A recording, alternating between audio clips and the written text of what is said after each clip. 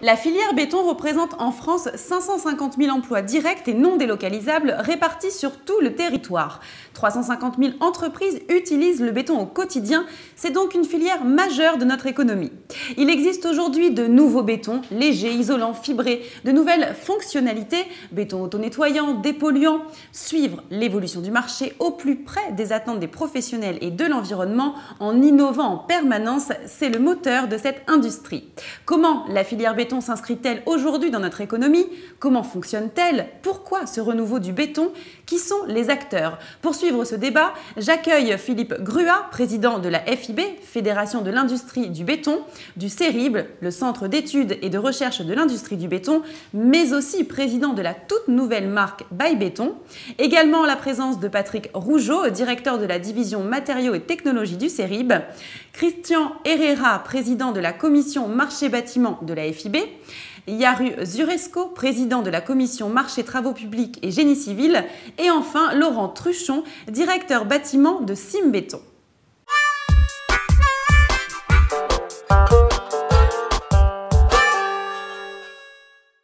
Le sujet du jour aujourd'hui, c'est le béton. Et pour parler de ce matériau, j'aimerais, Monsieur Rougeau, que vous nous expliquiez les caractéristiques et comment est produit le béton. Alors, le béton, il est réalisé avec des constituants essentiellement naturels. En fait, on a pour 75% de la masse du béton des granulats. Donc, en fait, les granulats, c'est du sable, des gravillons qui viennent de carrières. Donc, c'est des roches qui sont broyées, ça peut être du calcaire ou des roches massives. Ensuite, on ajoute du ciment, donc 5 à 15%. Donc, le ciment, c'est un mélange d'argile et de calcaire qui est cuit à 1400 degrés environ. Un constituant important aussi, c'est l'eau, qui sert à l'hydratation du ciment et à la mise en place du ciment. Et donc là, on a les constituants essentiels du béton. Et ensuite, au niveau de la fabrication, donc c'est une fabrication qui se fait à froid. Il n'y a pas de cuisson, en fait. La cuisson est au niveau du ciment. Donc c'est du malaxage. On malaxe les constituants. Et au bout de quelques temps, assez rapide, 1 minute environ, on a un béton, on a un matériau liquide qui peut se mettre en place dans un moule. Et ensuite, le béton durcit. Et on démoule au bout d'un certain nombre d'heures, c'est variable en fonction du béton. Voilà, pour l'essentiel de la fabrication du béton. Alors vous parlez de produits naturels. Monsieur Truchon, donc la production du béton s'inscrit dans l'économie circulaire? On a des solutions qui permettent éventuellement une deuxième vie des matériaux. Aujourd'hui, on prend une mise en œuvre à 50 ans. Nous, nos solutions vont au-delà de 50 ans. De fait, on peut désosser complètement un bâtiment, le reconditionner pour le remettre, je dirais, dans les règles de l'art, pour correspondre aux exigences de performance des réglementations. Donc là aussi, un impact automatiquement réduit. En termes de recyclage, on a cette chance, c'est de disposer de matériaux qui se recyclent très bien, en sous-couche routière essentiellement, en remblaiement aussi de carrières. Et aujourd'hui, on a tout un programme qui s'appelle Recibéton qui va permettre effectivement de recycler aussi une bonne partie des déchets de démolition en béton de structure. Le béton, on l'utilise partout dans différents secteurs. Monsieur Herrera, dans quel marché, dans quel type de bâtiment on trouve le plus de béton? On va parler des marchés puisqu'on va segmenter ce marché et on trouve les produits qui sont adaptés au segment de marché et en particulier la capacité de mise en œuvre des entreprises. Donc dans les marchés de la maison individuelle, des rénovations, on va plutôt trouver des produits qui sont manuportables, légers, de petites dimensions, toujours en béton. Dans les parties de bâtiments de logement collectif ou grands logements collectifs, on va trouver plutôt des produits comme des murs, des planchers, déjà qui font 3 ou 4 tonnes au levage. Et pour des chantiers qui sont plus importants, au niveau ouvrage d'art, on parlera tout à l'heure, mais au niveau des bâtiments de structure et de stockage, des poutres jusqu'à 30 mètres de portée, 35 tonnes environ. Donc, un ensemble de produits qui sont adaptés au marché et aux capacités de levage. Monsieur Zuresco, dans le domaine des TP, où est-ce que le béton est le plus présent? Un premier domaine qui est celui de l'eau. Le béton est extrêmement présent dans tout ce qui concerne l'assainissement et le traitement du cycle de l'eau, avec des produits comme les tuyaux, les regards. Dans le génie civil, au travers d'ouvrages, de petits ouvrages en tant que tels, mais également de composants de grands ouvrages, que ce soit des dalles, que ce soit des corniches sur des ponts, etc. Donc comme vous le voyez, le béton est très présent dans les TP, le génie civil et plus généralement dans tout ce qui concerne nos infrastructures de routes, de transport et les infrastructures des villes. On parle de béton isolant, de béton léger, de béton avec de nouvelles spécificités comme les bétons voilà, autoplaçants, merci, ou à ultra haute performance, des bétons fibrés. Vous pouvez nous parler en détail de ces innovations et si elles sont présentes sur le marché? Oui, alors il y a effectivement énormément d'innovations dans le monde du béton. Beaucoup d'acteurs se lancent sur de nouveaux matériaux. Alors on peut citer effectivement les bétons autoplaçants. Donc les bétons autoplaçants, ce sont des bétons qui ont une ouvrabilité meilleure, encore plus intéressante que les bétons traditionnels. Donc ils se mettent en place sous le seul effet gravitaire. On n'a pas besoin d'énergie pour les mettre en place. Donc ça c'est intéressant pour la mise en œuvre. On gagne en temps, on gagne en réduction de bruit aussi. Alors vous avez cité les bétons fibrés à ultra haute performance. C'est effectivement un matériau extrêmement intéressant pour essentiellement deux raisons. On peut faire des produits, des structures beaucoup plus élancées parce qu'on a des comportements qui sont proches de ceux de l'acier. On utilise des fibres métalliques, donc des produits plus élancés, plus légers aussi. Et l'autre intérêt, c'est la durabilité. Donc on peut faire des structures qui ont des durées de vie extrêmement importantes. On citait tout à l'heure 50 ans, on peut aller même au-delà, 100 ans, et voire même 300 ans. Il y a également des innovations dans le domaine des bétons à plus faible impact environnemental. On a un impact CO2 qui est très limité sur le béton, comparé à d'autres matériaux. Mais on peut aller encore au-delà, en utilisant par exemple des mélanges d'additions minérales, donc des roches, certaines roches, ou bien des coproduits industriels. Et puis on peut aussi citer dans le domaine des nouveaux bétons, donc des bétons qui sont réalisés avec des granulats agrosourcés. Donc, tout à l'heure, on parlait de l'aspect naturel du béton. Donc, je disais, les gravillons, c'est du minéral essentiellement. Aujourd'hui, on utilise aussi des gravillons, plutôt des agrégats d'origine qui viennent de la biomasse, du chanvre par exemple, pour faire des bétons donc, légers, plus isolants et avec un impact environnemental encore plus faible. D'accord, très bien. C'est vrai que c'est très intéressant qu'il y a vraiment beaucoup d'innovations dans le domaine du béton. On voit qu'il n'y a même pas un renouveau du béton, il a toujours été présent, mais en tout cas, il suit l'évolution du marché. Alors, moi, je voulais vous parler aussi, Philippe Gruat, vous êtes notamment aussi président de l'ESITC Caen depuis 2013, et on parle des nouveaux bétons. Il y a un béton qui a été lancé avec cette école, le béton lin, à base de fibres de lin, qui serait bientôt commercialisé, ou peut-être déjà, d'ailleurs, je ne sais pas. Absolument. Alors, comme l'a dit Patrick, on recherche effectivement à innover dans nos bétons et notamment à utiliser donc, de nouveaux produits biosourcés. Et donc le lin, qui est une production bien française et notamment normande, puisque l'école est à Caen, est un matériau donc, qui peut servir effectivement à remplacer donc, les armatures métalliques ou les fibres, qu'elles soient métalliques ou verre ou synthétique, et donc le lin est un matériau qui effectivement peut servir justement à assurer la résistance mécanique des futurs bétons. Donc ce matériau est avec un impact environnemental évidemment en utilisant donc des produits biosourcés à forte résistance mécanique, et donc effectivement le projet de recherche est bien avancé, et donc aujourd'hui on a une phase d'expérimentation de ce matériau nouveau, béton lin. Voilà. Bien. Alors, Monsieur Truchon, si on devait citer les points forts du matériau béton, on a parlé beaucoup de l'environnement, de la résistance. Quels sont ces autres points forts? Alors déjà, d'un point de vue structurel, mécanique, on a la chance d'avoir un matériau qui, d'un point de vue compression et traction, est très intéressant. On est très certainement la filière qui dispose d'un nombre de solutions très important, mais enfin, il n'y en a pas d'autres qui ont des solutions aussi importantes pour ces trois types de grandes familles d'applications. Donc ça, c'est extrêmement important. D'un point de vue thermique, on parle surtout de résistance thermique de murs complets. Pour autant, intrinsèquement, on a amélioré la performance, la résistance thermique de nos solutions béton avec l'utilisation de certains agrégats qui fait qu'après, en termes de murs complets, béton plus isolant, on réduit les épaisseurs et donc on a la possibilité de gagner en surface habitable. Donc ça, c'est un avantage très important. D'un point de vue acoustique, très franchement, la règle masse ou masse ressort masse, vous ne l'avez qu'avec des bétons. Vous ne pouvez pas l'avoir avec d'autres matériaux de la même manière. De fait, là aussi, que ce soit en solution horizontale, donc plancher ou vertical, refend ou mur séparatif ou mur de façade, vous réduisez les épaisseurs et là aussi, potentiellement, vous apportez des solutions aux promoteurs pour, je dirais, gagner des mètres carrés habitables. Donc ça aussi, c'est extrêmement important.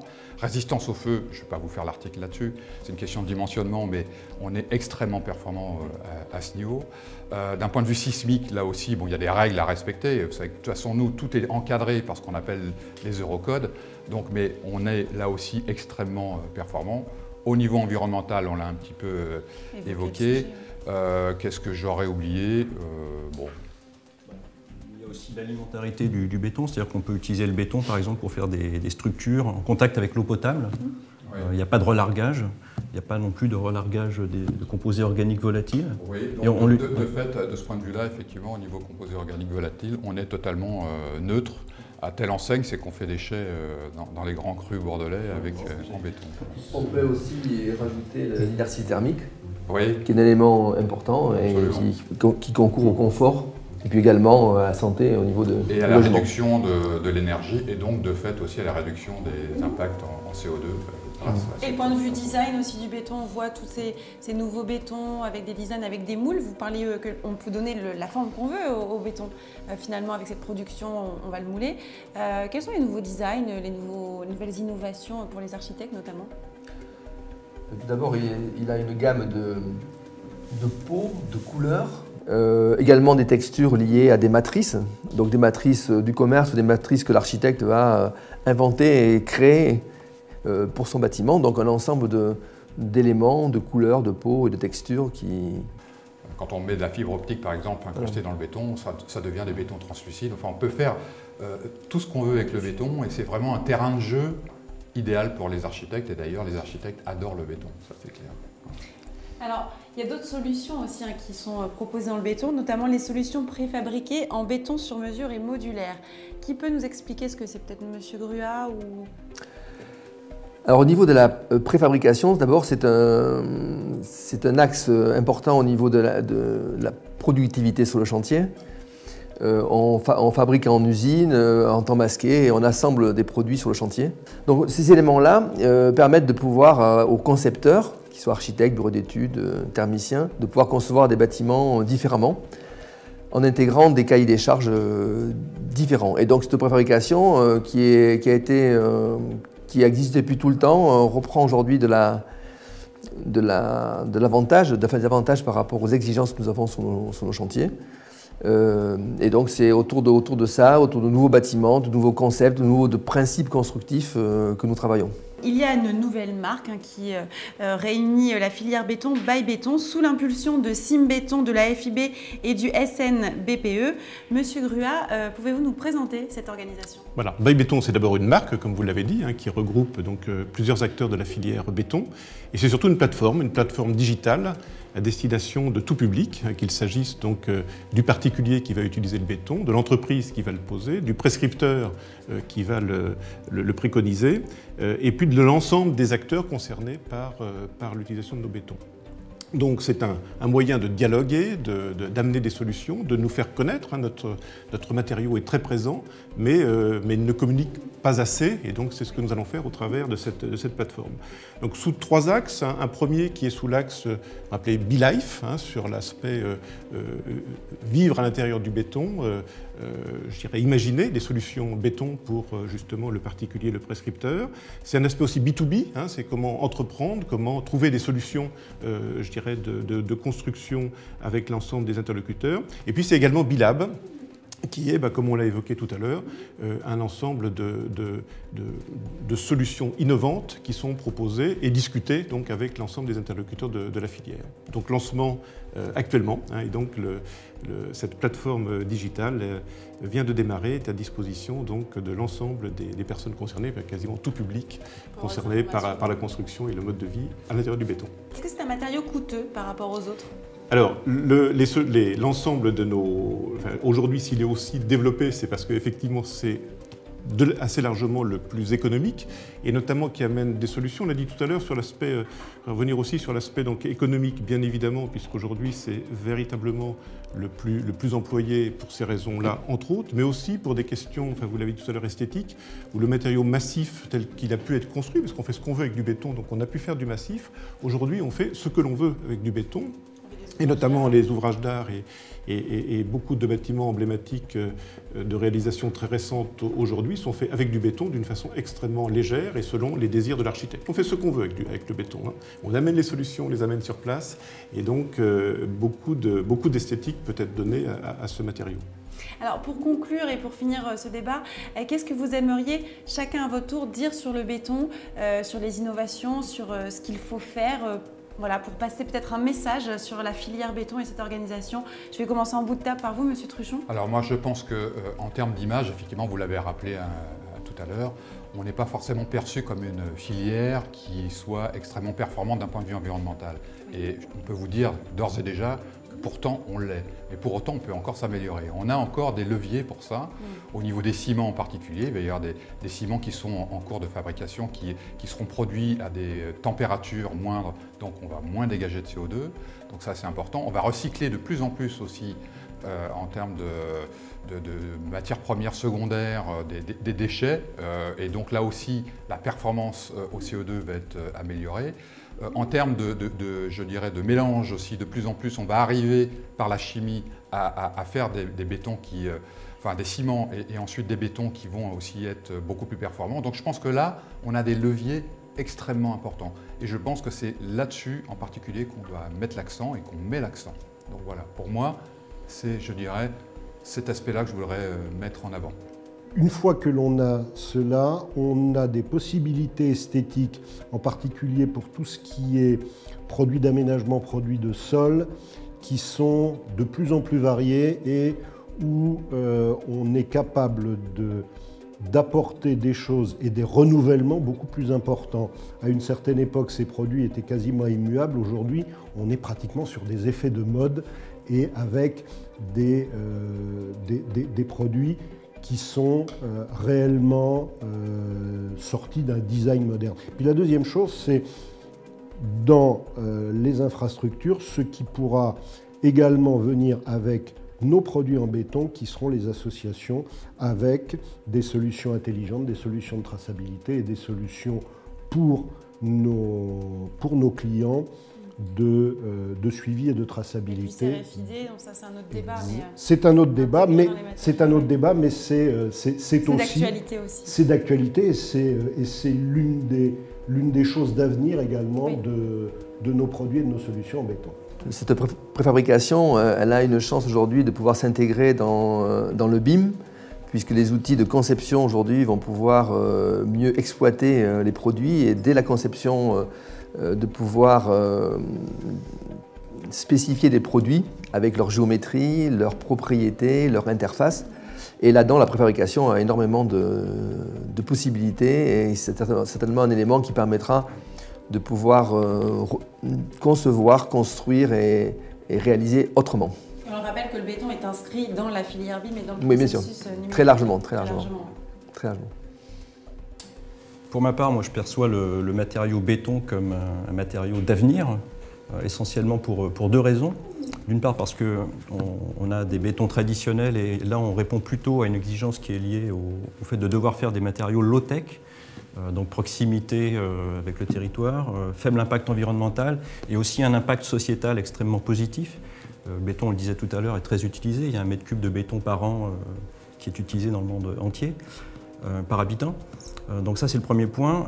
Et puis le deuxième point, c'est qu'en même temps, on a beaucoup d'innovations. Et ces innovations, elles permettent de répondre aujourd'hui à la plupart des exigences et des projets des maîtres d'ouvrage, des architectes. Donc c'est un matériau passionnant et qui a beaucoup d'avenir. Le béton, donc des solutions intelligentes et performantes. Intelligentes, on l'a vu, et par les solutions donc aujourd'hui que l'on est capable d'amener, et très performantes, et notamment donc du point de vue environnemental. On a parlé de ses qualités phoniques, thermiques, sismiques, impact CO2, et bien sûr, je dirais mécanique et économique par le coût qu'il entraîne. Eh ben, je vous remercie beaucoup d'avoir été ici avec nous sur le plateau de BTP.tv. On l'aura compris, le béton innove sans cesse. Vous aussi, chez vous, n'hésitez pas à réagir sur notre site internet, sur l'ensemble des réseaux sociaux. Le béton, un matériau d'avenir, des innovations. Si vous voulez en parler avec nous, vous nous en parlez sur BTP.tv. Et on se retrouve très bientôt pour une nouvelle émission Ça fait débat.